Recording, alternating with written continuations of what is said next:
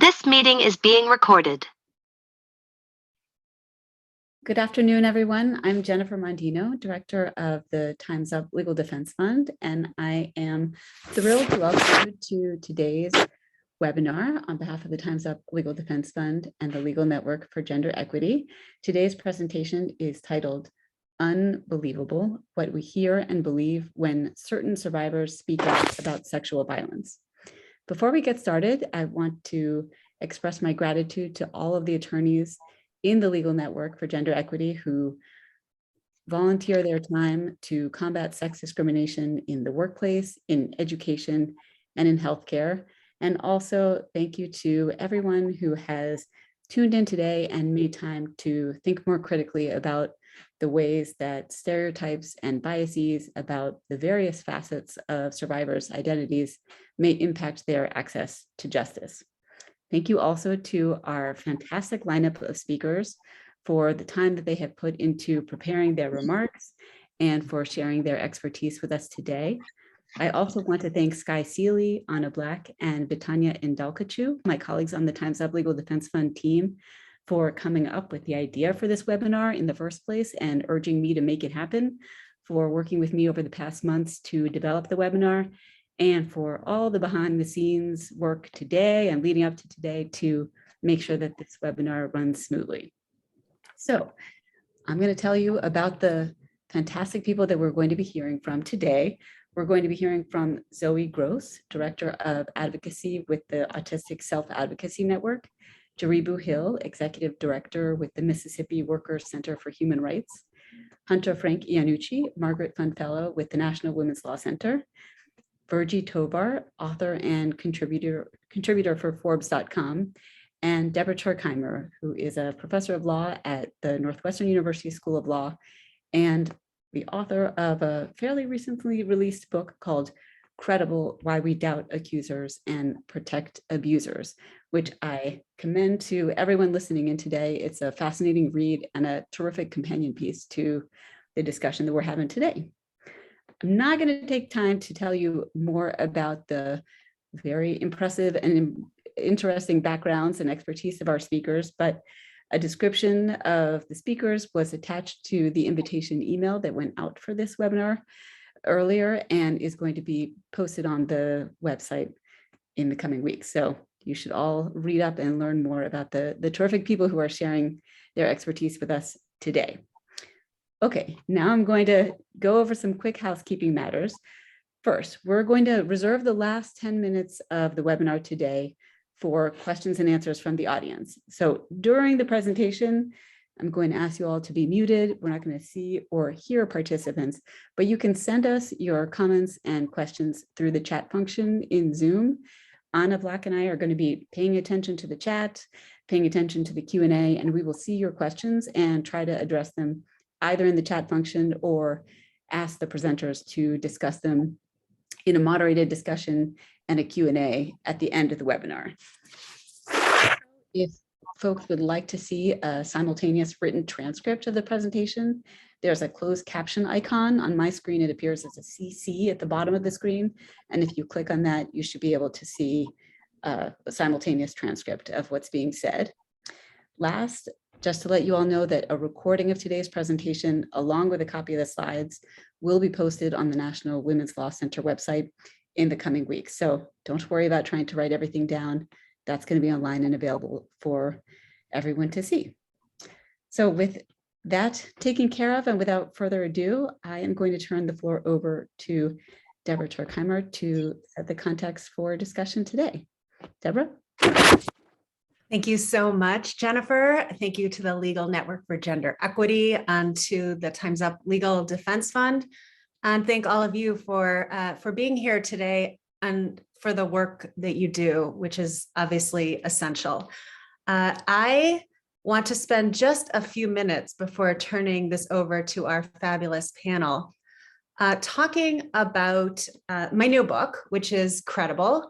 I think you can see it. It's Why We Doubt Accusers and Protect Abusers. This was published by HarperCollins in October. And I'm hoping that I can give you a sense of a few of the big ideas in the book, by way of framing the discussion that we're going to be having in the next 90 minutes or so. I believe that many of the central ideas in the book bear directly on this important conversation. So let me give you a sense of what credible is about. First, I want to think about credibility as power. Credibility as a form of power that's meted out in our society along familiar axes of power. So what I call credibility discounting happens a lot. It happens when people who are more marginalized, more vulnerable, come forward and make, in this case, an allegation of abuse. And when that happens, we as a society, we as a culture, and frankly, our laws as well, are primed to dismiss that accusation. This is credibility discounting. On the flip side, those in our society who occupy positions of status, privilege, and power receive what I call a credibility boost.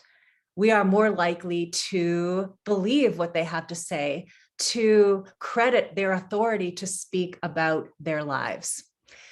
Now, from everything I've said thus far, you gather that an intersectional approach to questions of credibility is critical.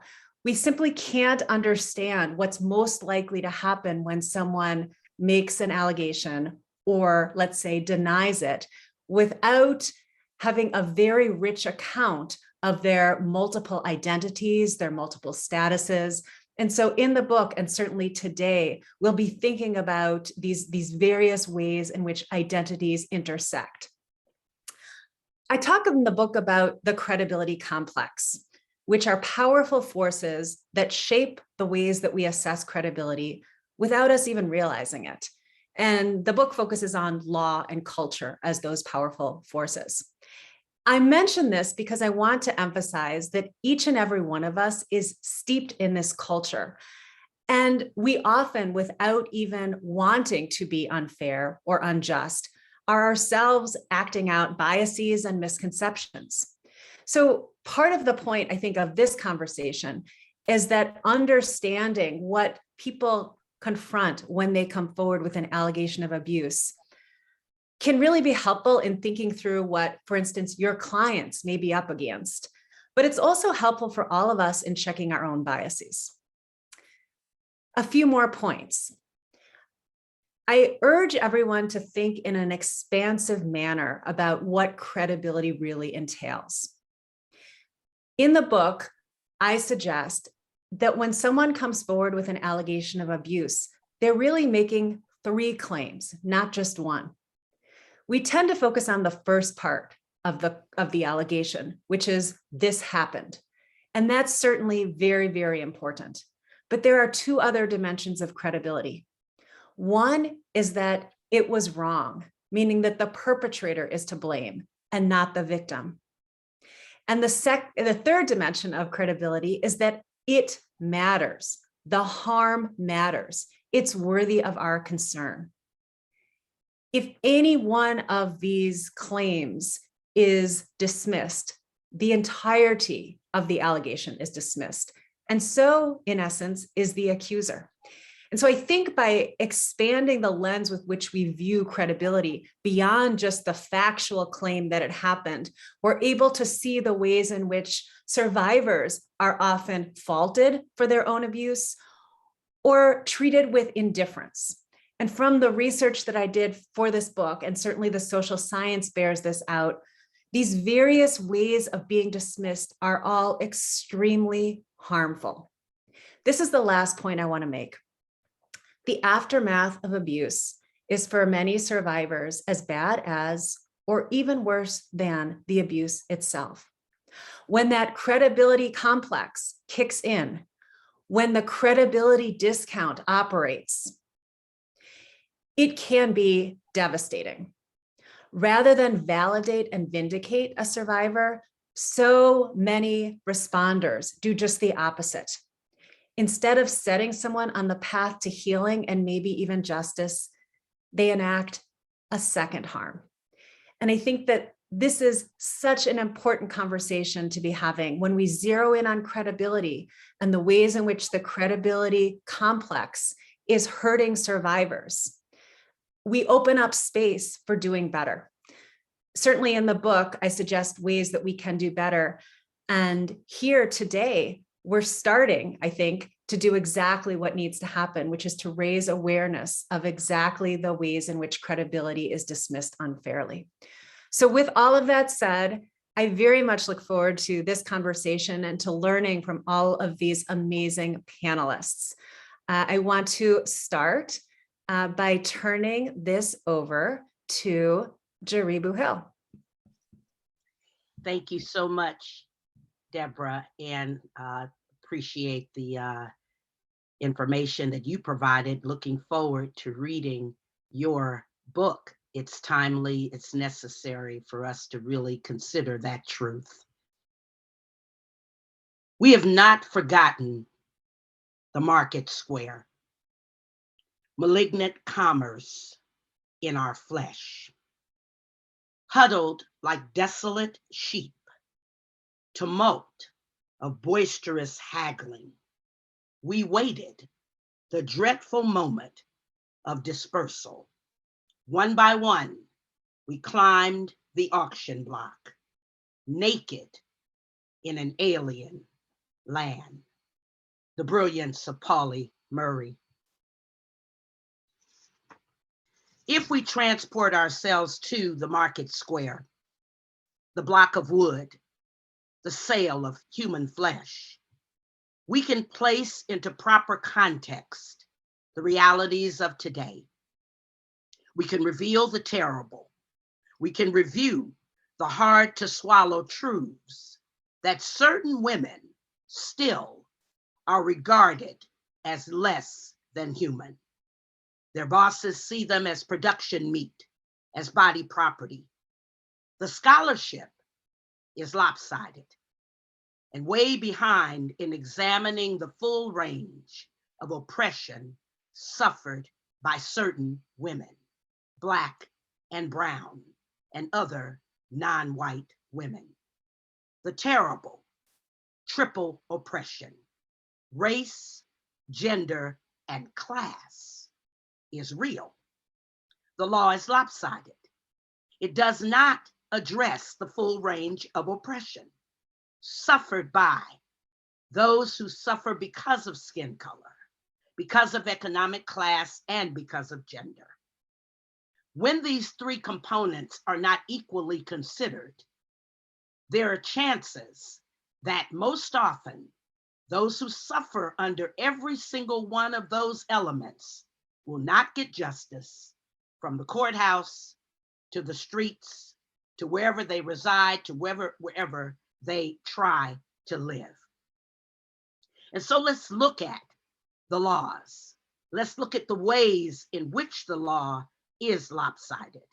Let's look at the fact that economic inequality is not suspect.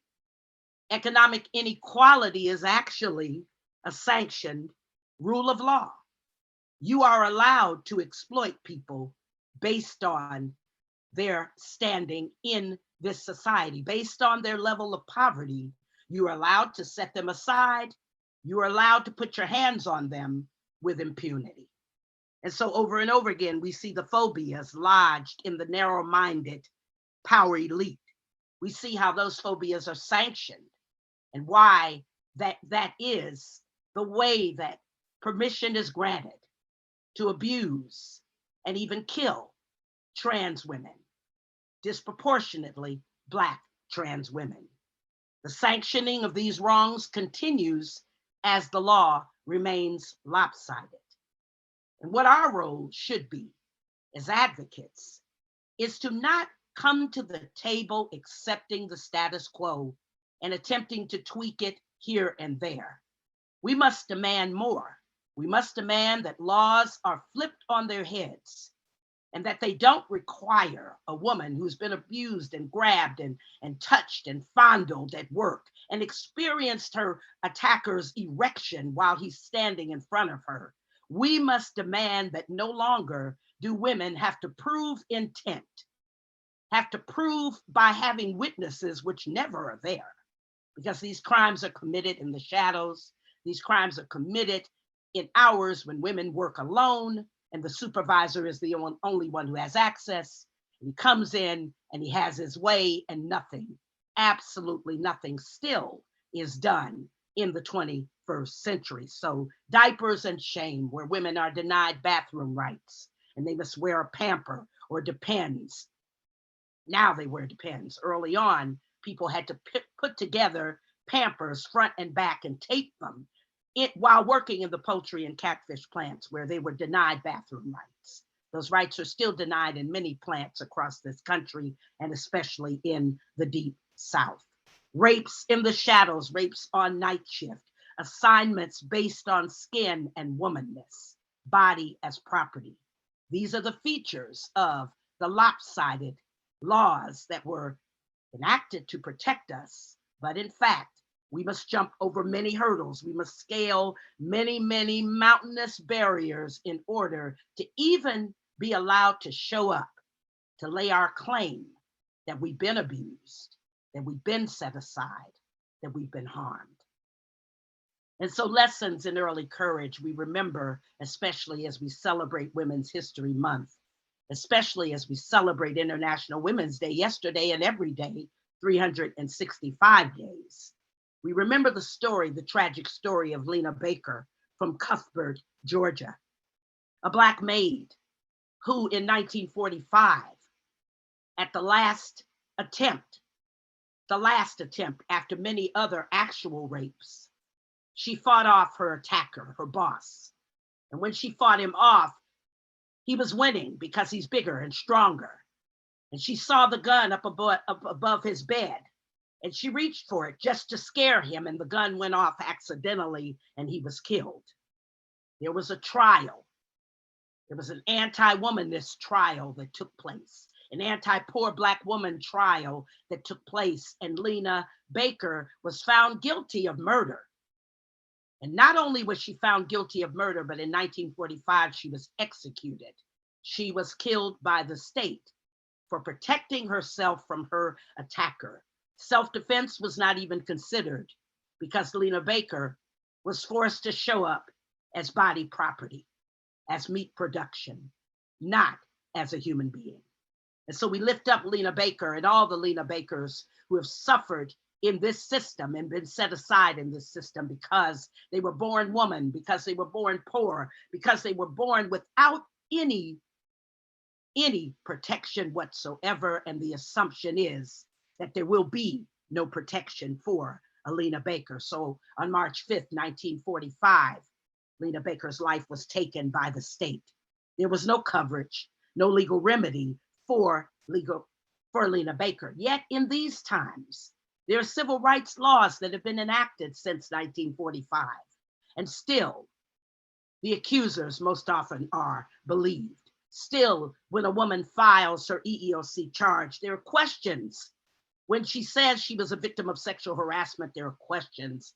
Do you have any witnesses? If she answers no, she's discouraged. And these are factual cases where this has actually happened. I represented a woman who was a bus janitor, and she was told that she didn't have a case because she did not have witnesses.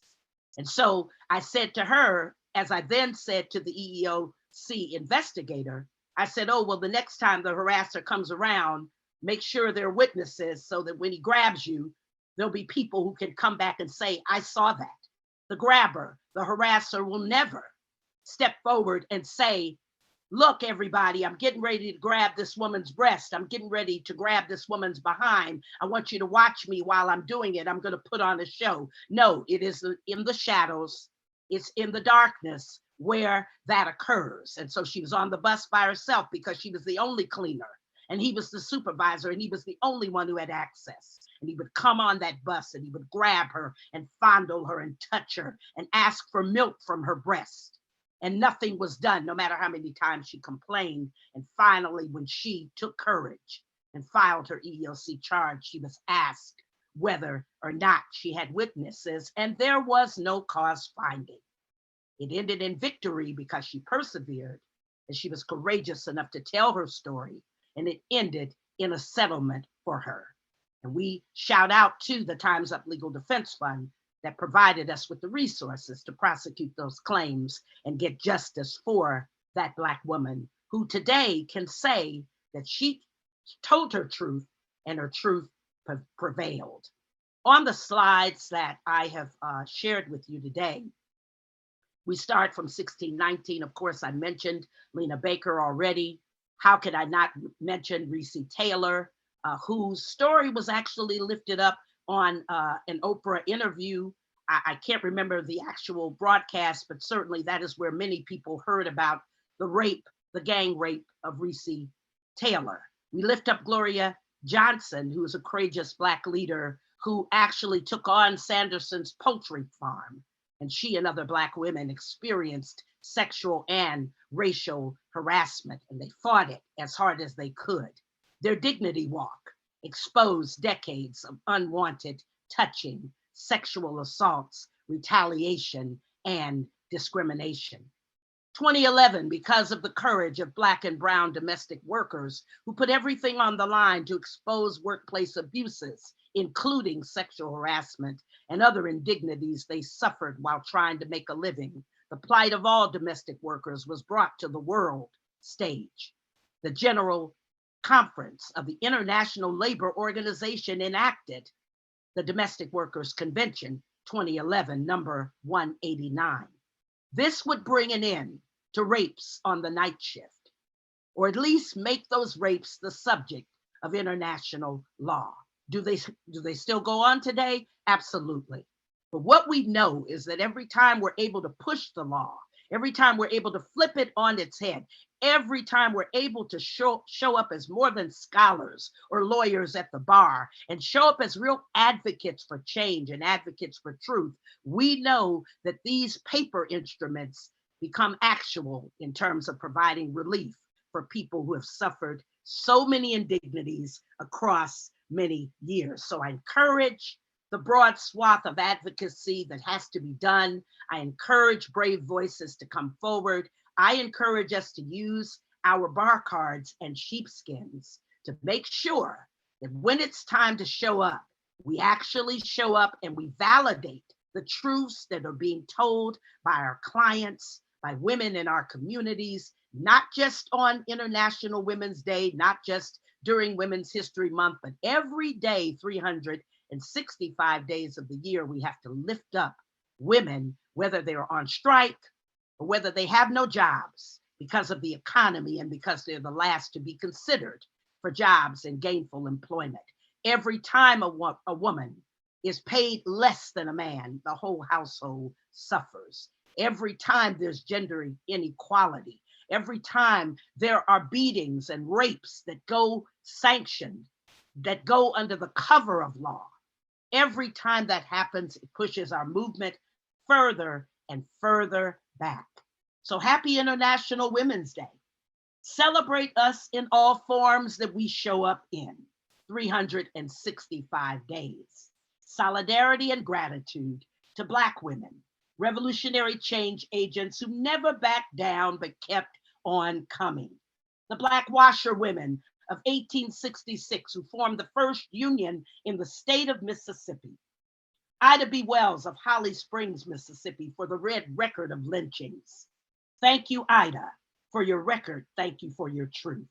We appreciate Fannie Lou Hamer of Ruleville, Mississippi, and Victoria Gray and Annie Devine, who are the architects of the Mississippi Freedom Democratic Party that led to the Boardwalk Challenge in 1964 in Atlantic City, New Jersey.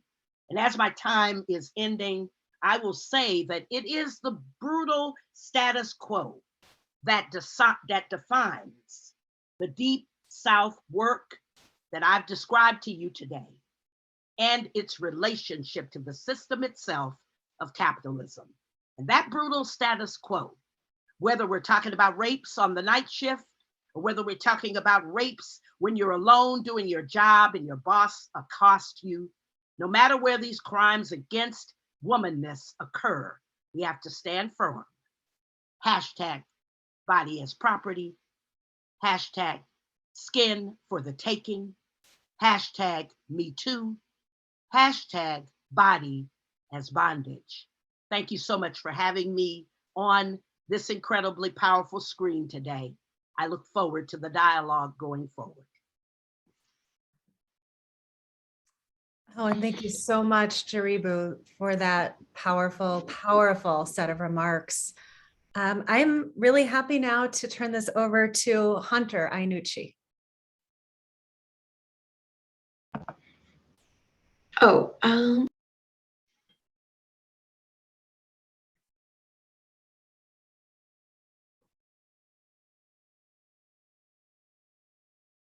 Hello, sorry, I think Virgie was actually supposed to go next. Okay, well then let's hear from Virgie. I had a list that had Hunter after Jaribu, but it's very easy to switch the order. So Virgie Tovar. hi. Yeah, I mean, I'm so honored to be here. Thank you for having me. We're going to be talking about fat phobia and its impact on survivor credibility. Just to prepare you, my slides are very, very wordy, and that is because I will read every single thing on the slide, and also if you want to take screen caps, feel free to do so. So to go into next slide, please.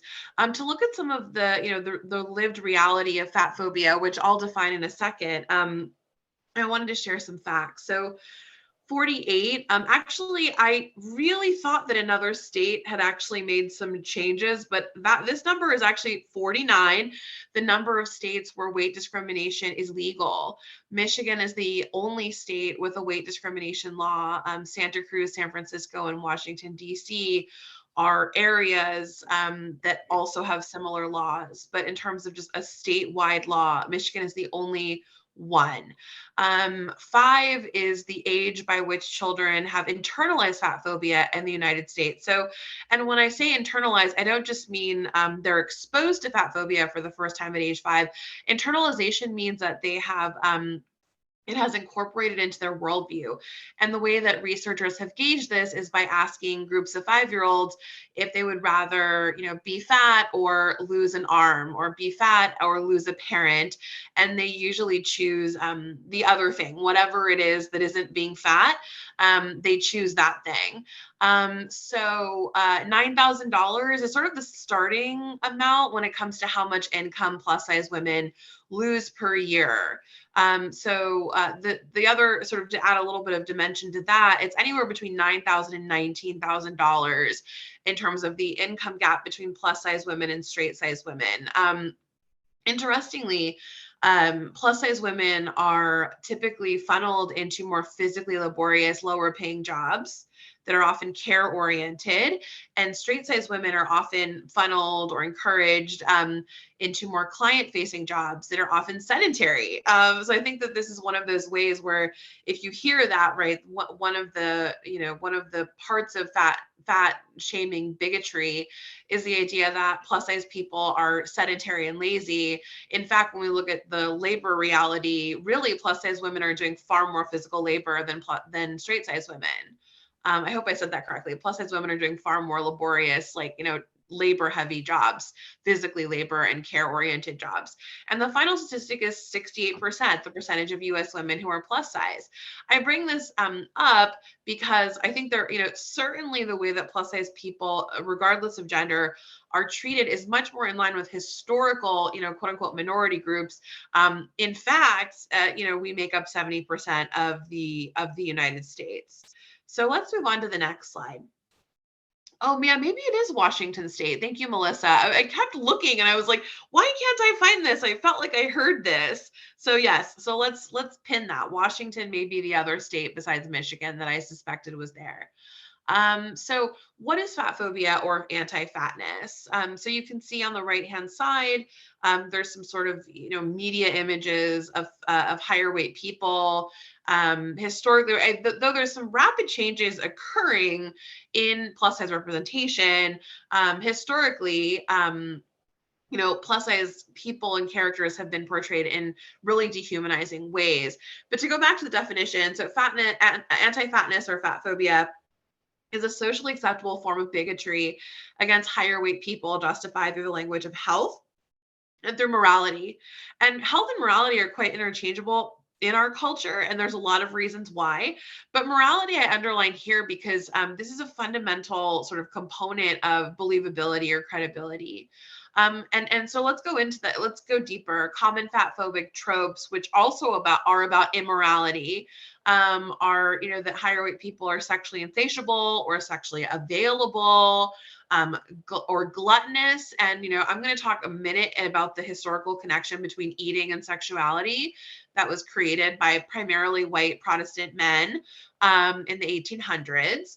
And the late 1700s. But anyway, gluttony and sexual availability or sexual sort of depravity are connected historically, and we live in the shadow of those connections. Otherwise, like higher weight people, especially feminine people, are considered desperate, depraved, unlovable, selfish, and a gender imposter. When I say that, like actually my graduate research is on how weight discrimination impacts gender. Essentially, higher weight masculine people or men are feminized, higher weight feminine people or women are masculinized. So this kind of flip-flopping actually reads culturally as a form of gender deviancy, which further, because of cissexism and homophobia and a number of other things, lend to this immorality component. So anyway, the subhumanity lends itself to first consent being quote unquote irrelevant or theoretically irrelevant, right? Because fat women should be grateful for any sexual attention that we get. So through fat phobia, consent becomes quite irrelevant. And obviously, right, if you're subhuman, your consent doesn't matter, right? Or like, I don't, right, like, in the mind of an abuser, in the mind of a culture that oppresses people, a subhuman person is not a person whose consent matters. This goes all the way back to genocide and slavery, etc. Next thing is the fat woman or femme is incapable of being victimized or sexually assaulted, right? Like the idea that I know many plus size people, women, femmes in particular, who, there's this belief that no one would believe them if they came forward because they know who would want to sexually assault a fat person or a fat woman. And I think we even see our former president kind of making these claims like this, like why would I do that to somebody? Or like, why, if I have this partner, this wife available to me, why would I go after someone who is quote unquote undesirable?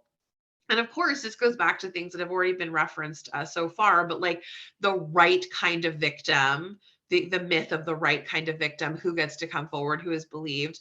And I think also, sorry, I was like, I had a little, oh yeah, right. So essentially, right, that violence and assault are also like primarily perhaps, obviously about power, but among the most primary factors of victimhood are like availability and deniability, right? The deniability of responsibility for doing anything to this person. Like I think about the disproportionate rates of like Native women who are killed and assaulted, and it has a lot to do with the way that Native bodies are constructed as already always ghosted, already always in the past, not counted, not relevant, right?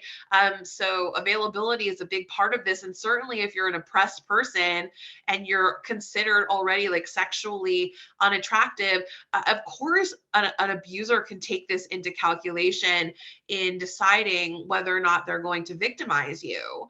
And the last thing on the subhumanity and what it lends itself to is that the fat woman or femme is too big to experience pain or harm. So I'm going to get deeper into this topic in a second, but essentially, again, through the subhumanity of fat phobia, and because larger bodied people are seen as almost animalistic or, like just larger than quote unquote normal, there is this belief that higher weight people can experience more pain and discomfort than straight size people.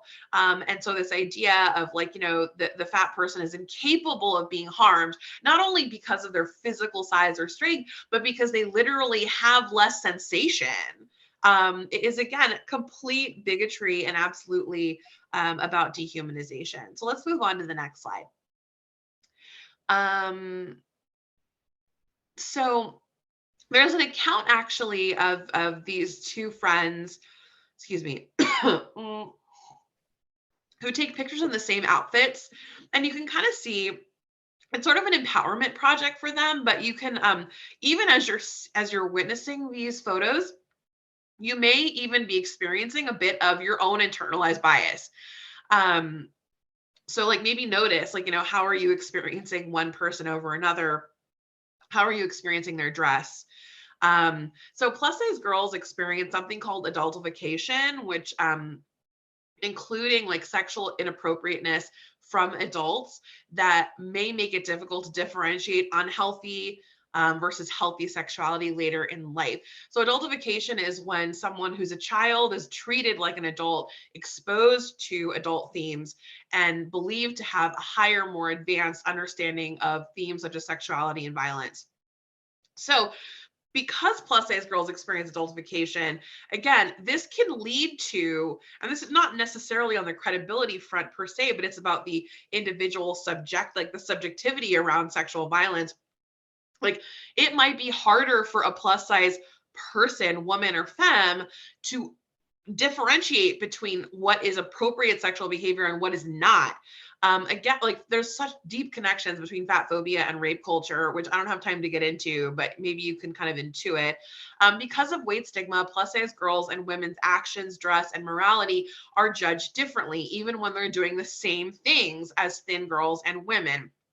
So an outfit on a plus size girl or woman may be deemed, quote, hypersexual or cheap or revealing, when the same outfit on a thin girl or woman may be deemed as cute or tasteful or elicit no negative judgment at all. I want to share really quickly that I was talking with a teenager who's a plus size teenager who is fighting the dress code policy at her high school, and she said that one of the reasons that she was fighting it was because that she noticed she, as well as her plus size friends, were being disproportionately punished on the basis of the dress policy, just because having like more body fat, like for example on the chest or on the hips, is already always judged as more illicit and more sexual.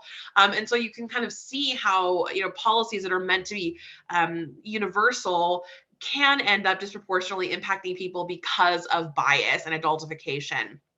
Let's keep going. So fat phobia and anti-fatness are both gendered and racially coded. I want to share really quick a quote from the book, Fearing the Black Body, The Racial Origins of Fat Phobia by Dr. Sabrina Strings. She writes, two critical historical developments contributed to a fetish for svelteness and a phobia about fatness: the rise of the transatlantic slave trade and the spread of Protestantism. Racial scientific rhetoric about slavery linked fatness to, quote, greedy Africans, and religious discourse suggested that overeating was ungodly. So, right, like we begin to understand that fatness becomes associated, and in some ways, right, fat phobia and anti-fatness and conversations about size become almost, they become catch-alls. They can even become dog whistles, right? Like they can, because racism, overt sexism, overt classism are currently taboo. Fat phobia can be, and fat phobia is not, right now fat phobia is considered, right, is largely not considered an issue. And insofar it is an issue, it is an individual issue of weight or eating. But anyway, essentially, right, like when we are talking about, this connection between, right, like, so essentially, right, like, fat phobia as a socially acceptable form of discrimination can become almost like a clearinghouse where all these other more taboo emotions go on unnoticed. And I guess, like, the final thing I'll say on that is, like, 200 years ago, the ideal person, both in terms of credibility and health and morality, was like a white, straight, cisgender, wealthy man, and we are still there. Like, and public health initiatives are disproportionately impacted on changing poor communities of color, who are coincidentally likelier to also be higher weight, for probably a number of reasons. So let's keep going on to the next slide. I'm almost done. Some of the prominent thinkers who influenced current ideas about food and body were also anti-sex and anti-masturbation advocates who saw controlling food as a path to controlling sexuality. Because food and body size are seen as one-to-one linked in our culture, body size and improper, quote unquote, sexuality are linked by association due to this historical context. So I just want to drive home something I brought up a little bit earlier, I think in the second slide, which is that because of the historical connection between gluttony and sexual depravity, this is how credibility, victim credibility can be undermined, essentially, because those things are seen as interchangeable due to these historical links. I'm going to introduce you to these dudes really quickly. So starting with the left, this is Adolphe Quetelet, the Belgian mathematician who invented the BMI in the 1830s using only white soldiers. The next is Reverend Sylvester Graham, who started the what is it called? The dietary reform movement. He and his followers, he was not only a virulent anti-masturbation advocate, like, he really believed that if you caught a child masturbating, you should put carbolic acid on their genitals. He also was he was sort of the grandfather of, like, gluten-free living. He believed that yeast in bread led to immorality and sexual depravity. And so he sort of is famous for starting the dietary reform movement, which in some ways is the grandfather, the grandparent of modern day diet culture. His followers were really big on linking morality and food. And then finally, John Kellogg, who is associated with inventing Kellogg's cornflakes. He was a big believer in sexual hygiene as well as, food hygiene. So he did not consummate his marriage. He believed sexuality, like, led to dirtiness, and he believed that, also eating in certain ways, like vegetarianism, etc., were connected with superior moral and sexual hygiene. So these are, like, the grandfathers. We are literally living in the shadow of men like this. The BMI is still the dominant standard of health in our country. We still eat Kellogg's cornflakes, and we're currently, in the midst of coming out of, like, a gluten-free mania. Okay, so let's move to the last slide. So fat phobia renders higher weight people as immoral and therefore less credible. So, I mean, this is a little bit of a transitive, like, situation, but it's fascinating how bigotry has a real fluidity and flexibility to it that's sort of terrifying. So an immoral, quote unquote, person is not a credible witness or a credible victim to wrongdoing or crime in our culture, period. Right? Again, going back to the myth of the right kind of victim. Just really quickly, I just want to say that phrase really rings in my mind because I remember talking to someone who's she's a professional basketball player, and a number of her colleagues had been sexually assaulted by the same person, but all of them had come from working class backgrounds, and she came from an upper middle class background. So she had the right kind of class background to step forward and be believed, because and none of the others came forward in sort of the press because they knew strategically that they would be completely, basically eviscerated and believed to have, like, a monetary incentive. And then the whole thing would sort of become gray area. Anyway, so plus women may be likelier, in fact, to be targeted and less likely to report and experience assault as assault, again, because of that connection between dehumanization, rape culture, and fat phobia. Credibility is further eroded through presumptions that fat people are out of control and therefore cannot be trusted. So e.g., we don't know how to eat correctly. We don't have enough willpower. We aren't trying hard enough. And again, in our culture where credibility pivots upon morality, these are fundamentally ways in which we experience higher weight people vis-a-vis, like through bigotry, as morally inept and not believable. So that kind of ends my talk. I'm looking forward to the discussion later. Thank you. Oh, thank you so much, Virgie. That was fascinating. And I think you brought up so many interesting and important questions, including who the quote unquote perfect victim is. It strikes me that in all of these presentations, there are certain themes that are emerging and will reemerge. And it's important to surface those and to talk about them. And at the same time, not to flatten experience and to recognize that there are distinctive aspects of all of what we're talking about too. So thank you very much. And now we get to hear from Hunter Iannucci. Thank you so much. And thank you, Virgie, for all of your remarks about body shape and size and fat phobia. So my name is Hunter Frank Iannucci. My pronouns are they, them, and I'm a legal fellow at the National Women's Law Center. And today I'm going to talk to you all about gender nonconformity and survivor credibility, but more specifically, how bias manifests against gender nonconforming survivors and what we as legal advocates can do to disrupt that bias and better support survivors. So I'm going to go on to the next slide and begin this presentation by talking a little bit about some basic terms. And I do want to just flag that, the terms on the next two slides are pretty text heavy. So I'm going to go through them as quickly as possible, but please feel free to screenshot these slides as I go through. I like to flag these terms because I think it can sort of help us to understand the lived experiences of the gender nonconforming community to have these in mind. So to begin with, the term gender nonconforming, which I'll abbreviate to GNC on these slides, is a term that is used broadly to describe anyone who doesn't really conform to the male or female cisgender identity. And it's used to include all individuals under the transgender and non-binary umbrellas, which I'll get to in just a minute. The term transgender is used to describe someone whose gender identity does not match their assigned sex at birth. It is an umbrella term. The term transgender community is said to encompass all gender nonconforming identities, including non-binary people, which is an umbrella underneath the trans umbrella. And so non-binary people are part of the trans community. And non-binary individuals are folks that sort of express their gender as outside of the female-male construction of gender. It can be more fluid and expressed as more female at times and more male at others, or neither at all. The term AFAB or AFAB is assigned female at birth, and AMAB or AMAB is assigned male at birth. And these two terms are designations that refer to the sex a person is assigned at birth.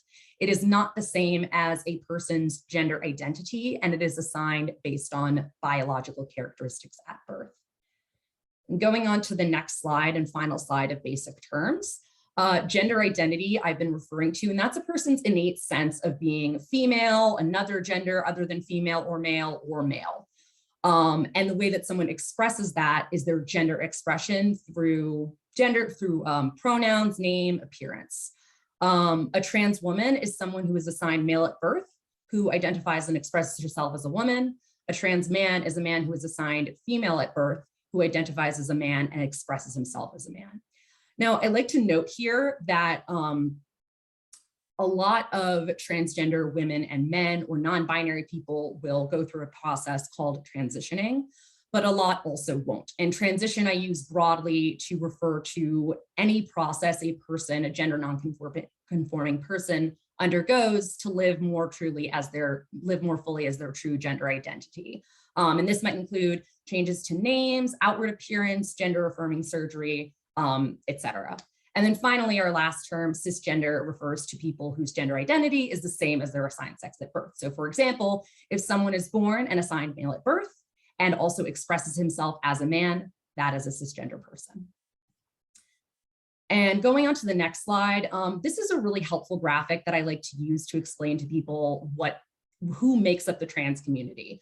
So like I said, the term transgender is an umbrella term that includes trans men and trans women, but it also includes non-binary people. And those are the folks that express themselves outside of the male-female continuum of gender. And that can include a whole host of other non-binary gender identities, including gender fluid, agender, and many, many more. So now I want to talk a little bit about the stereotypes that gender nonconforming people face when coming forward about sexual assault on the next slide. So generally speaking, LGBTQ individuals are stereotyped as hypersexual, deviant, immoral, or attention-seeking. And so the result is that when they come forward, especially about sexual assault, they are frequently not going to be believed. And perhaps more troubling, they are frequently blamed for their own victimization due to this idea that they are hypersexual. And one other thing that I always like to point out is it's really important to be aware of the fact that sexual harassment is frequently spoken about as a women's issue. And it is very much a women's issue, but there are also other communities that are impacted by sexual assault and sexual harassment, including gender nonconforming survivors. And so it's important to understand and respect that, because this narrative that men harm women excludes gender nonconforming survivors. And it can sort of give rise to the stereotype that a gender nonconforming person doesn't deserve protection because they don't fit the ideal of what a female presenting victim looks like who is harmed by a male presenting perpetrator. And so while it is totally valid as contextualized as a women's issue, we also have to be prepared to talk about it in an inclusive way that brings in the perspective and lived experiences of gender nonconforming survivors. And finally, some more targeted stereotypes that are specific to trans women, trans men, and non-binary individuals on the next slide. Trans women are frequently stereotyped as aggressive, whereas trans men are often stereotyped as confused and infantile, and non-binary people often face the stereotype that they do not exist and that they're merely looking for attention. And before I go on to talk about, the import of these stereotypes, I want to, flag that being cognizant of the intersectionality of stereotypes is really, really important here, because the effect of these stereotypes are just, of course, going to be compounded if the gender nonconforming person occupies multiple marginalized identities. So for example, a Black trans woman who is coming forward about sexual harassment is not only going to have to contend with stereotypes associated with transness, but stereotypes associated with Black women. And so finally, the impact of these stereotypes. So why am I talking about all of this? Aside from awareness of these stereotypes, it's really important to consider these stereotypes when thinking about the degree of trust in the attorney-client relationship. Because a gender nonconforming person is coming to you for representation, and they may already be coming to that arena already feeling invalidated by these stereotypes that they're having to contend with by virtue of being a gender nonconforming survivor.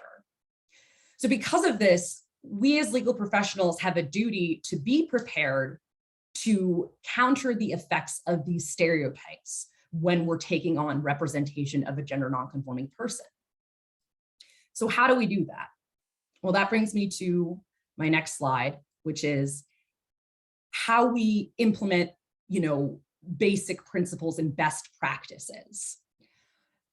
I'm just going to say it up front, and I wish it could, and I've tried to include as much information as I could, but this presentation cannot teach you every single thing that you need to know about representing a gender nonconforming survivor. It's merely an introduction. But there are two important things if you take anything away, you should take away these two things. And the first is that through all of this, your guiding principles should be respect and validation.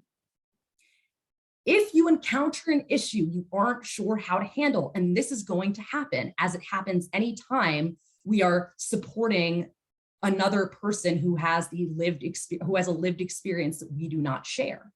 If you encounter an issue you aren't sure how to handle, say, thank you so much for sharing that with me. What can I do here to make you feel respected, validated, and supported? And again, this is a question that's especially important to ask if your gender nonconforming client occupies multiple marginalized identities, because you're not always going to know how to respond. But if you guide your representation and your client relationship with respect and validation, you're generally going to do pretty well in letting your client know that you are going to respect their identity. And then finally, while your client is likely an expert in these hurdles that gender nonconforming folks face, it's really important to do the work to educate yourself and to make sure that you are not putting upon your client, who is already coming to you experiencing trauma, expecting them to educate you.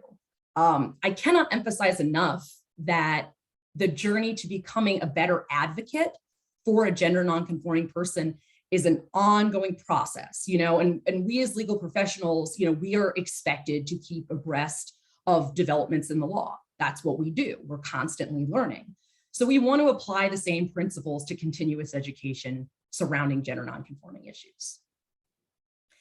And so I share all this with you because, I selected respect and validation as guideposts because at the heart of all of these stereotypes I shared with you just a few moments ago is this notion that a gender nonconforming person's identity is non-existent and invalid.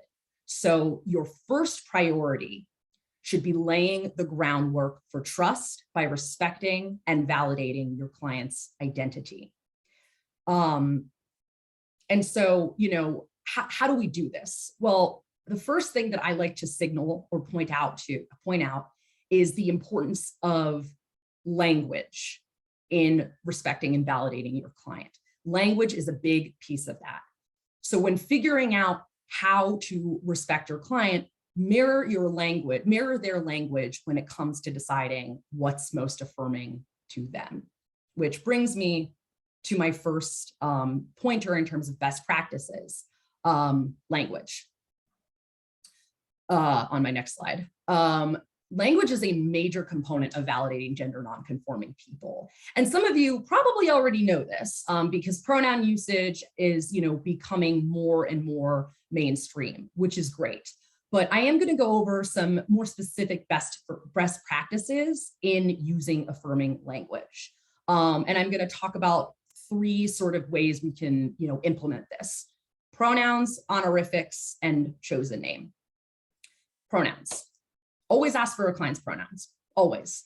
Do not assume based on a client's presentation that you shouldn't be asking for their pronouns. And a great way to do this is offering your own. One thing I really like to stress here is that the term preferred pronouns has become, a common way to ask for pronouns. And we really want to avoid this nomenclature because it sort of plays into this stereotype that identity is just a preference and gender nonconforming folks are, not valid in their identity. So make sure you're just saying, what are your pronouns? Ask for a client's honorific, whether that's Mr., Mrs., or mix, the gender neutral honorific. And then finally, asking for a client's chosen name. This can come up a lot, as we know, in the context of completing legal documents. But what some of us might not know is that using a client's name, using a client's legal name can be rather traumatizing to a client. This is also known as dead naming a person. If it's absolutely necessary to use a client's legal name, one strategy I have personally employed in the context of direct services is writing the client's legal name down on a piece of paper, pointing to it and saying, is this the correct spelling of your legal name? That lets the client know that you are respectful of the fact that this can be invalidating and traumatizing. And finally, the last thing that I want to highlight is the importance of preparation. I've said before that we can't be prepared for every single situation that's going to come up, and that's always going to be true. But there are 4 situations that I think are really important to highlight in the context of a legal relationship with a gender nonconforming survivor that I think are easy to prepare for. The first, intake forms. Can clients include their chosen name, honorific, and pronouns?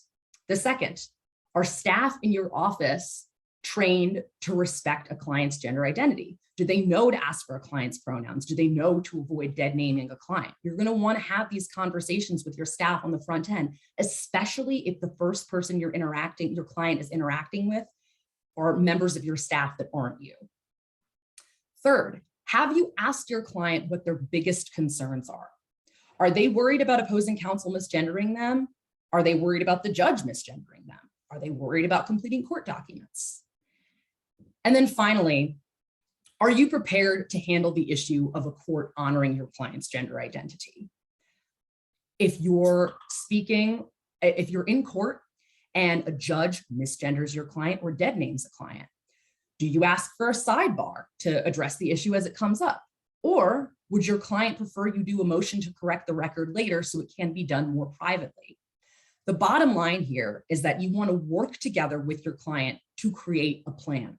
Consult your client early on in the representation so that they can inform you what their preferences are, and more importantly, so they understand that your first priority in representing them as a survivor, as a gender nonconforming survivor, is validating their lived experience. So that brings us to the end of the presentation. And, I just wanted to emphasize again that it's so important to do the work on the front end by educating ourselves, because it can do really a lot to help gender nonconforming folks feel supported in the face of these heavily stereotyped assumptions about our experiences with sexual violence. And so I've included some resources on this last slide to, help you start your research. But thank you so much for listening and for showing up today, because it means a lot in terms of continuing on or beginning your journey to becoming the best advocate you can be. Thank you so much, Hunter, for so many amazing ideas and concrete suggestions for how we can all do better. Last on our speaker list, but certainly not least, is Zoe Gross. Hi, thank you all so much for coming to this webinar. I'm Zoe Gross. I'm the Director of Advocacy at the Autistic Self-Advocacy Network. I'm going to talk about disability, so we can move on to the next slide. So what is disability? I like to talk about disability this way. Imagine a box, or look at the box. I've created a box for you on the slide. Inside the box are all the things that society has decided people must be able to do in order to be considered quote unquote normal.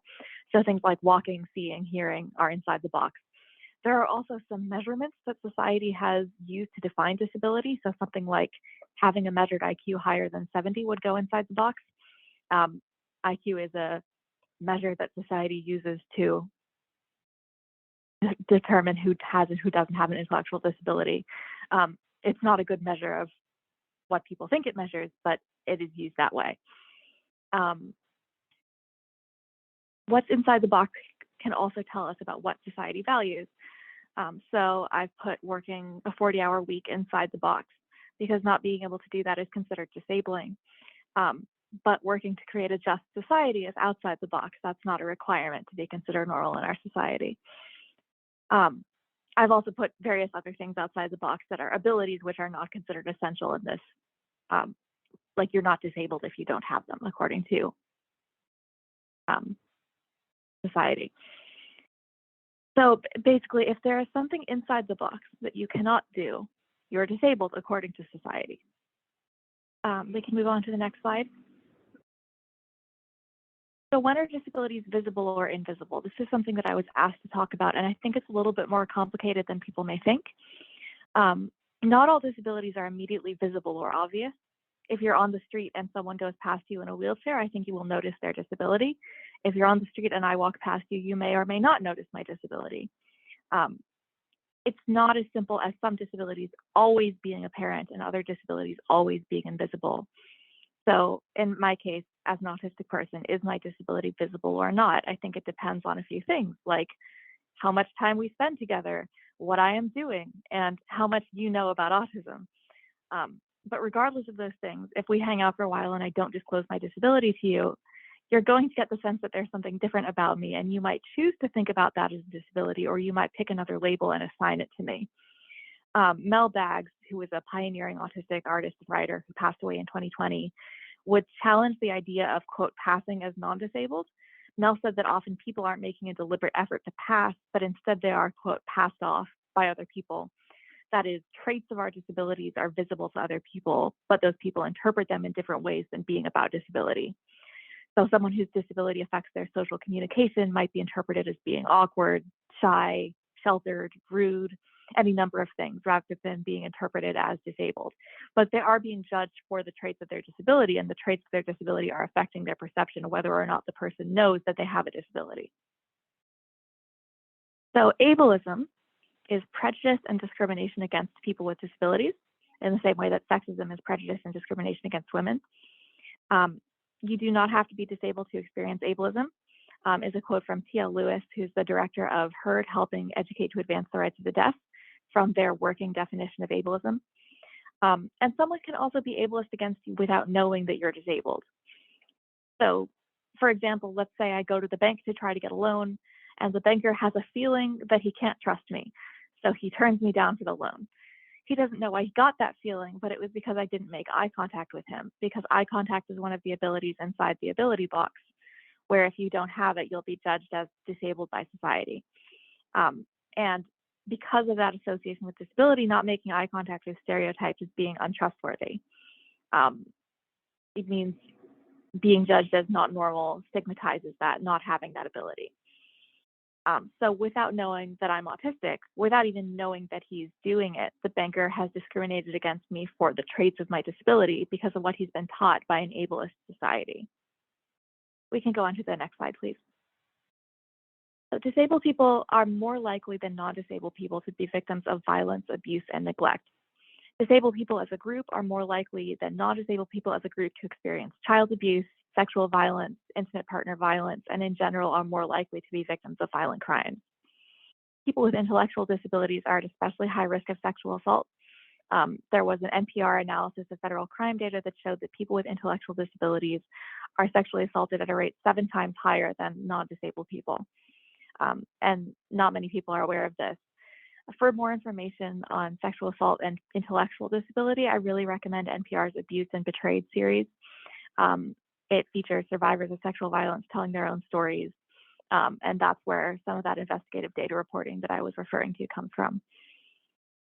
We can go to the next slide. Reports of abuse of a disabled person are often explained away or excused. So for example, people may hear of a disabled person being locked in their room by a support worker, and they might think, I don't know anything about disability, maybe locking them in their room is necessary because of their disability, and sort of write it off. Or people may hear a family member talking about hitting a disabled person and think to themselves, this person is just blowing off steam. It's hard to have a family member with a disability. I shouldn't judge until I've walked a mile in their shoes, and blow it off. Reports of abuse of a disabled person are often not investigated. So there was a 2018 study of a state child abuse hotline that found that autistic children were 2.5 times more likely to be reported to the hotline as victims of abuse, but the hotline was less likely to investigate the reported abuse against the autistic children, and more likely to investigate reports of abuse against non-autistic children. Specifically, they investigated 90% of reports of abuse of a non-autistic child, but only 60% of reports of abuse of an autistic child. And this is a phenomenon that's not unique to that state hotline. The abuse of people with disabilities may be less likely to be investigated. And when people with disabilities report abuse, we are less likely to be believed. People with intellectual disabilities, mental illness, or other kinds of disabilities who report abuse or violence to police are often met with the assumption that they're unreliable witnesses, or that their case will be too difficult to prove because of their disability. So police may approach them with the assumption that what they're reporting didn't happen, or even if the police believe them, they may say that because a judge or a jury won't believe them, that the case would be too difficult to bring forward. Attorneys, judges, and juries might also have that same bias, viewing people with intellectual disabilities as less believable. I have more about that on our next slide, but before, sorry, I don't, not the next slide, the next point. People with disabilities can face discrimination when we're reporting abuse or violence, whether or not our disabilities are apparent or whether or not we disclose them. So like when I talked about how disabled people can face discrimination for traits of our disabilities, whether or not we disclose, that also happens when reporting abuse and violence. Traits like fidgeting or stimming, which is self-regulating behavior, repetitive behaviors, or not making eye contact, talking to ourselves, or many other expressions of different disabilities can lead to us being perceived as untrustworthy or not credible when we report abuse or violence, whether or not the people we are reporting to know that we're disabled. And that's because those behaviors being associated with disability are stigmatized in our society. There was a study in 2011 that showed that jurors found the testimony of a child with an intellectual disability less credible than the testimony of a non-disabled child, whether or not they were told about the child's disability. So the traits of disability, whether or not people know they're caused by a disability, make someone less credible in the minds of observers. And that's one of those, other panelists have talked about implicit bias. This is one of those biases that people may have without even realizing it. So I think I'm at my time. That was just a quick overview of disability and how it can affect the way people are perceived when reporting abuse or violence, but I look forward to the conversation with the other panelists.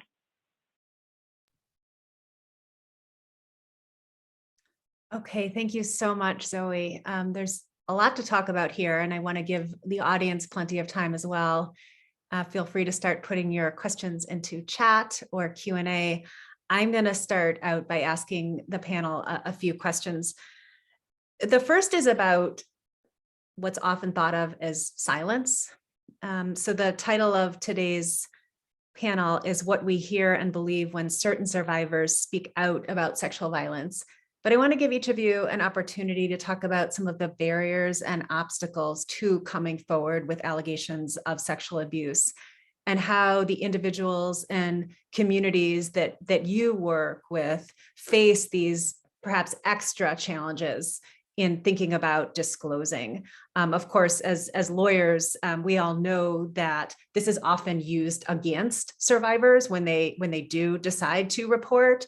And so I think it's really important for all of us to be thinking about the silencing effects of the sort of credibility complex. So I would love to hear your thoughts on that. And I don't know if we want to maybe go in the order in which you spoke, or if you have thoughts, maybe just unmute yourself and jump right into the mix. Sure, thanks for the question. I think the primary reasons why women don't come forward have to do with their economic standing. That's why I think it's so important to make sure that we always talk about race, class, and gender discrimination, and the ways in which women who are poor without resources are maligned and just basically pushed out of any kind of protection in the system. Many are in fact dependent on their abuser for their livelihood. So if that's the employer, you have to bow down in a certain way to keep your job. And so if you report, then you're faced with retaliation. And we've seen both pre and post retaliation. And when I say that, we see retaliation at the point where you're filing your EEOC charge. You haven't even filed a lawsuit yet. And already you're seeing it, because when you go to get your unemployment benefits and you get them, and then your angry boss, who found out because he had to be notified of your EEOC charge, takes that out on you and goes and files an appeal to stop your benefits. So that's, kind of the post retaliation. And also there is, to take it away from the stereotype that everything bad is Black, I'll say whiteballing, where you don't get a job because of a bad reference. And so after you're fired from that place, then you try to get another job, and you're not allowed to get any employment. The person I'm representing right now has not worked in 2.5 years. She has not been able to find a job. She has to constantly apply to keep her benefits, but she is not gainfully employed at this point. And we believe that that is part of the backlash. So I think retaliation, because if you're already poor and this job is all you have, there are those things. And then there's pressure from the patriarchy in your family. There's pressure saying, oh, well, you might have brought that on yourself, or were you flirting, or did you do something to cause it? So there's all that baggage that comes in that you got to peel away and decide, I'm just going to stand up anyway, And sometimes that's easier said than done. I think, yeah, Jeribu really said it, especially, dovetailing off of what Jeribu just said in reference to societal pressure. I think that this can be particularly challenging for LGBTQ folks to come forward about, because there's a lot of construction around consent and desirability. And so, being an LGBTQ person in our society, something called compulsive heterosexuality exists and compulsive cisnormativity exists. And it's why a lot of LGBTQ folks don't come out until later in life, because we are constantly bombarded from childhood with messages about what the ideal romantic relationship looks like. And it's usually a thin white woman who is able-bodied paired with a able-bodied, white, attractive, thin man. And so we are bombarded with these messages from early adolescence. And so not only does it make it more difficult to sort of actualize who you are as a person if you're LGBTQ, but it influences these sort of constructs around consent and desirability, especially if you are a female presenting person. You are told from a young age that male attention is good. You want male attention. And so there's this pressure to accept it in any form. And it becomes incredibly difficult to even understand then if you've been assaulted, if you've been sexually harassed. And so, especially if you're a Black woman, because, we have these adultification biases where Black women are hypersexualized. And so it kind of just creates this like perfect breeding ground to silence people when it comes to their experiences of sexual harassment and sexual assault, because we're just bombarded with these messages that, kind of standardize this treatment and sort of standardize this expectation that we're going to take it lying down. Yeah, I mean, when I think about this conversation, I think about it's layered. I mean, similar to what you're saying, Hunter, I think that one of the layers is the inability to even quite decipher what is appropriate sexual attention and experiences and not, because of fat phobia, because of the ways that, fat phobia itself is coercive. I mean, so I think there's that. I keep thinking, as we're having this conversation, I keep thinking about a conversation I had with a fat friend. And, she asked me, like, did you ever find that you had, that people were more likely to be sexually inappropriate with you? Like she has thin sisters, and her thin sisters have reported to her that they did not experience, really weird, constant, inappropriate stuff. And she, as the fattest sister, was constantly being taken advantage of in these weird situations, like people, especially men, touching her when she'd go to sleepovers. She sort of was targeted. And because she's being gaslit and told that, that fat people aren't desirable, she almost couldn't even catalog these things as inappropriate. And I think that there was this, and we were able to share in that moment. I had this illuminating moment myself where I was like, wow. I mean, I think that I had this sense of not only, because I was taught, and let me back up and say, I was taught that as a fat person, that no man in particular would love or desire me. So if you're told that no man will ever love or desire you, when something in that vein, again, love and assault is not love and desire, but when something that's in that wheelhouse of sexual touch or conversation or anything, it goes up, it's cognitive dissonance. You're like, wait, I'm fat, therefore this can't be happening.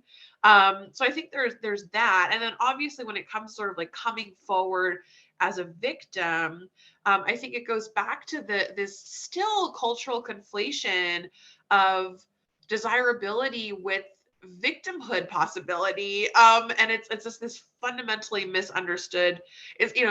Assault is still fundamentally misunderstood because of a lot of reasons. But I just think fundamentally this idea that a fat person, is not desirable or is strong enough or big enough, they should be able to fight someone off or something like that, it leads to, these problems with credibility.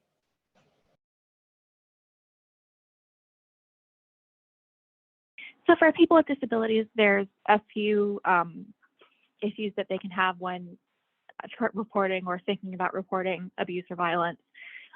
One is that they may depend on support from a network of people, and their abuser may be in that network. So if they're being abused by a support worker, a family member, their intimate partner, that may be someone who they depend on for things like transportation or help with getting dressed in the morning, or getting from place to place. That person, if they choose to, can really exert influence over the mobility of the person with the disability or where they go, in some cases. And that obviously can make reporting really difficult. Even their access to the internet or something like that could be monitored, could be sort of mediated through the abuser. Especially for people with intellectual disabilities that might live in restrictive settings, so in an institution or a group home, reporting abuse from out of that setting can be really difficult to do. There's also the fact that Adult Protective Services is the agency that investigates abuse of people with disabilities. And Adult Protective Services is known to sort of take a report of abuse and make that a funnel to funnel the person who's being abused into a guardianship. So a guardianship is where your legal rights are taken away, and it's sort of legally you sort of have the status of a child where someone else is in control of your legal and medical decisions. And someone can be put under guardianship involuntarily because they're found to need one by a judge or by a system like Adult Protective Services. And Adult Protective Services can do this for reasons like, quote, self-neglect. And that can be anything from like living in an environment that they judge to be too messy, not showering enough. They could even say, you stayed with the abuser, that shows that you don't have good judgment, that's self-neglect. You need to be under guardianship. So because of this, many people are really hesitant to approach Adult Protective Services because of what can happen to them if they report to that system. Thank you all for those answers. I think that you've sort of exposed so powerfully the ways in which vulnerabilities are compounded, right, in these situations involving abuse, and how questions of credibility are so bound up in these kind of structures that seem at times overwhelming. And so I do want to ask you before we close to speak a little bit on the solutions side. But I want to pose a question specifically to Jaribu that comes from our audience. We've noticed in our practice that our Black clients are often accused of sexual harassment after they've complained about discrimination.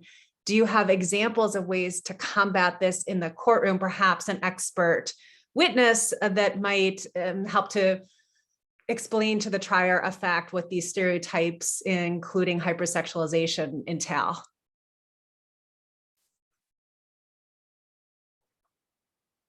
Jaribu, you're muted. Yeah. Jaribu, you're muted. Got it. Yeah. And thanks, Colin, for the question. I was looking at it in the chat as you were reading it. And my first thought was, what are these particular individuals in court for? Are they defendants that you're representing in criminal matters, and therefore being, I guess, as a form of attacking them, they're trumping up some charges that they may have sexually harassed someone? So without more, I don't know how to answer. We have limited experience with experts, but we have our hands on an organization that, does provide experts in a variety of areas. But I would say generally anything that comes up as a pretext to try to diminish the reason why that person is rightfully placed in court. If they have an issue and they've come forward and there are trumped up charges that, you know, whoever is trying to do that, I think that the way to beat that back is before going to trial through motion in limine. Just don't let it get in. Don't let those things get in at all. And if they do find themselves getting in, then make sure that the jury knows in terms of the instructions that you give the judge, make sure that the jury knows that you're not to consider, he or she is not on trial for that, and you're not to consider it. So that's the short answer that most lawyers have under their belts, because that's what we're taught. But to know more, I would to have a fuller discussion, I'd like to know more. So I can put my information in the chat and we can follow up. Okay, well, thank you. I'm conscious of time, and I want to give everyone an opportunity to speak to what I'm calling the solution side of all this, which I think encompasses a few of the questions that we've gotten. So let me sort of package it in this way. You've described vividly the problems that come with assessing credibility. And you've pointed to just a host of biases that are coming into play. What do you want people to know about how to do better? And I think let's think about this in terms of both within a courtroom setting and outside of it. And you can kind of pick either to focus on, because the questioners are interested in both. So I know it's hard. And as I say, these are huge structural issues that are not going to be fixed with anything close to a wave of the wand. But why don't I give you each the opportunity to give us sort of one thought about what might make this a little bit better. Virgie, maybe I'll start with you. I mean, I don't have, I don't have any legal training. So I mean, I kind of, I was thinking, going back to the thing that I shared about how, there are no laws in the book in almost every state in the United States. So I'm not sure what the legal basis for, what can be done on a legal basis around weight-based discrimination, at least right now, unless you're in one of those states, or you're maybe in, San Francisco, Santa Cruz, or Washington, D.C. Like, you can look into stuff there. So there might be a legal argument basis there. I think, what I've discovered for most people is that they're really, there's still this type of bias is very new to them. I think certainly the reason that I think there's not more action on this topic is because there's still largely the belief that weight is a mutable characteristic. There's a pretty sizable body of data that would argue that just really isn't the case, right? There's certainly, you can lose and gain weight. But largely you stay around the same size, whatever your genetic determinant is. And then weight cycling makes your weight go up generally. So it makes you more likely to experience more weight discrimination if you're already a larger bodied person. But anyway, I think just knowing about these things, knowing that sort of the conversation points that I covered, knowing that these things are at play, and creating a space where that can be discussed and understood, and just being able to, and I think specifically also going back to the concept of belief, like just being in conversation with your own bias around like what is coming up for you when you're having a higher weight client come to you, et cetera, and being aware of that and being curious about your own thing while not projecting it onto others. That's kind of like, that's what I can give for the wrap up. Thank you. Maybe Hunter, do you want to answer the question? Sure, thank you. And I think I can maybe try and take a stab at the more legal applied sense of it, with the caveat that I am a brand new attorney and I have never tried a case in front of a jury. But there was a question posed in the Q&A asking about, do we have any suggestions for how to present this information to a jury in terms of assessing credibility of our clients? And I think I want to try and answer that question as intersectionally as possible, because I think this applies to survivor credibility in all marginalized groups. But I think we as attorneys are constantly being asked questions in terms of when we're asking whether a harm occurred and how to demonstrate that to a jury. A lot of the time, it's premised on can a reasonable person say that they would find this to be so offensive or so hostile or so objectively offensive, with standards varying a little bit in the employment context and harassment in the educational sphere. But this reasonable person, my friends and I in law school would always joke and say, reasonable according to who? It's reasonable according to a cis, white, wealthy, able-bodied man. And so doing work to try and disrupt that sort of standard in the legal community, because what is a reasonable person? It's often going to appeal to the most privileged, least marginalized individuals in our society.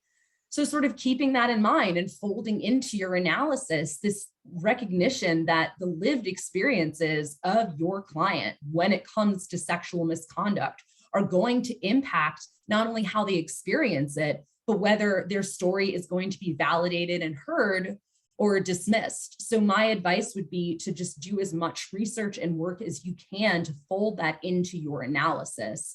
Just being aware of the fact that being a marginalized person is really going to color how you experience that assault in a very real way. Thanks, Hunter. Zoe? Sure. So as a final thought, I would say that the inclusion of people with disabilities in society fights ableism and fights abuse. So you often see the abuse of people with disabilities in settings that are segregated, where people with disabilities are set apart from people without disabilities, whether that's special education, whether that's a sheltered workshop, a segregated work environment, whether that's in an institution, in a residential setting.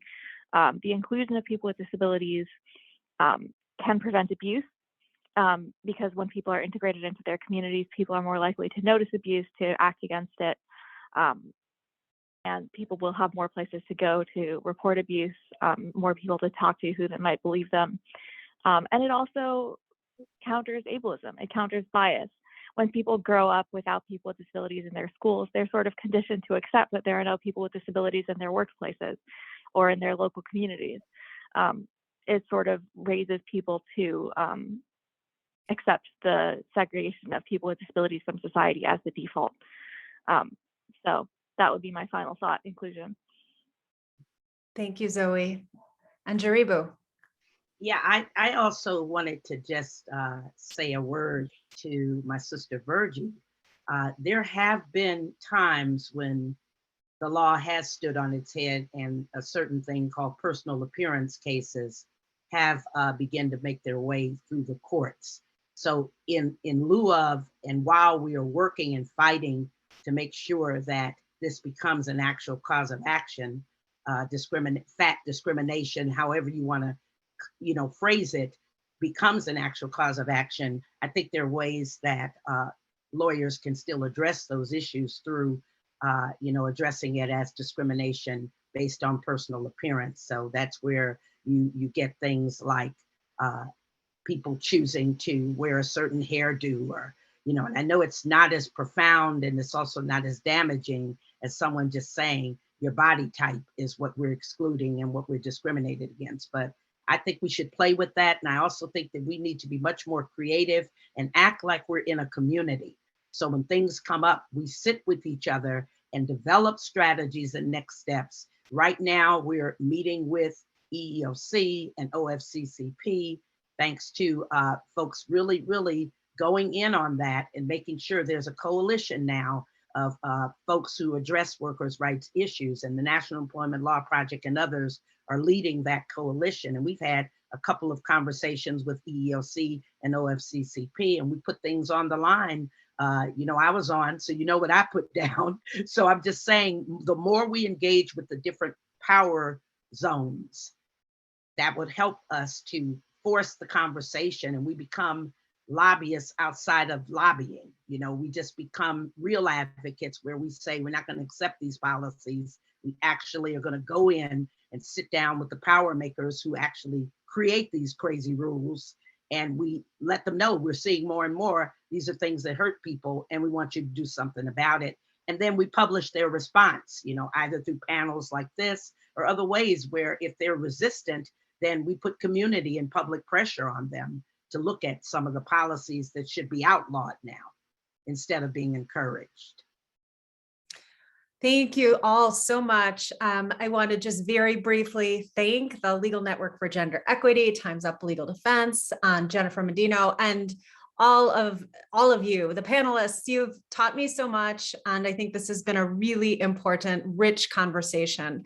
Thanks to everyone for coming, and I look forward to crossing paths down the road.